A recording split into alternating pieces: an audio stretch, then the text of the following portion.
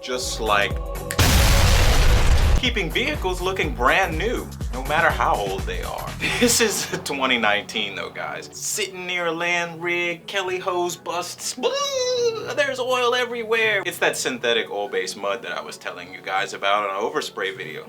That's the truck. It was covered. It looked like it had chicken pox and measles and mumps all put together to make this zombified, crazy looking truck. Took care of it though. Didn't just use a bunch of clay bars and stuff to get all this stuff off. No. The process of taking overspray off is more than that. Once you get the chemical off, then you have to correct the clear coat. Gotta give the clients back their vehicle the way it was before it got contaminated.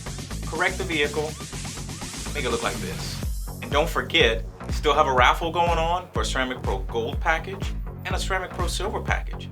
15 bucks. So just PayPal address there. And that is me to get into the raffle. To get about $2 grand for free. Well, for 15 bucks. Or however many times you enter.